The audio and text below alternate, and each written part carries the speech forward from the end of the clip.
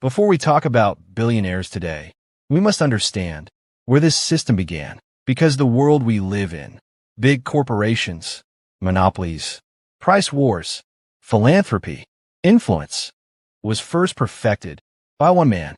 His name was John D. Rockefeller.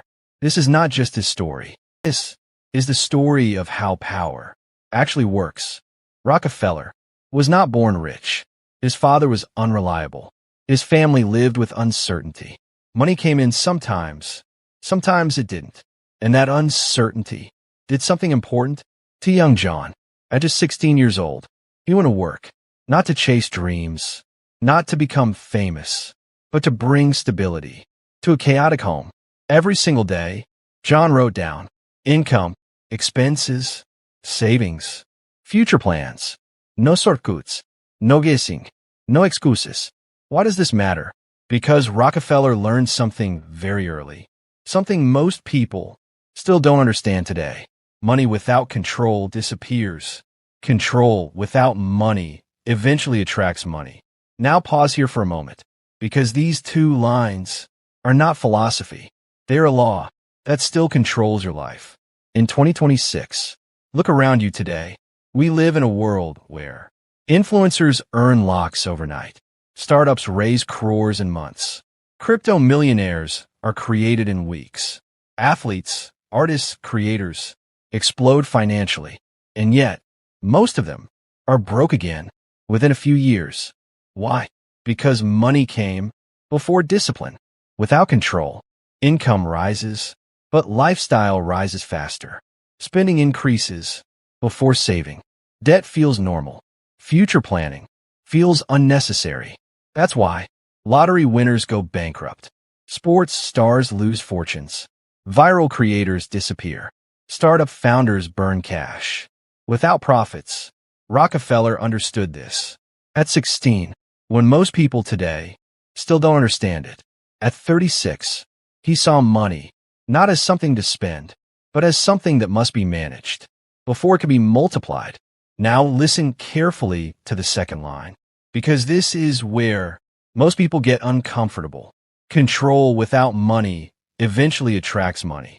This sounds strange, but it explains the modern world perfectly. Why do banks lend to some people and reject others? Why do investors trust disciplined founders with low revenue? Because banks don't trust dreams. They trust patterns. Rockefeller had almost no money, but he had records, discipline, predictability, financial honesty. Control creates credibility, stability, confidence, long-term thinking. That's why today, a person with a steady salary gets loans. A disciplined small business grows faster than a flashy one. Investors prefer boring founders with systems. Money is attracted to order, not chaos. Rockefeller didn't wait to become rich, to act responsible. He acted responsible so that money had a reason to stay with him. And here's the uncomfortable truth.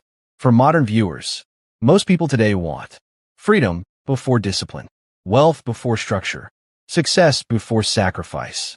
Rockefeller reversed the order, and the system rewarded him. This habit didn't just help him survive. It built the foundation for the most powerful fortune in history.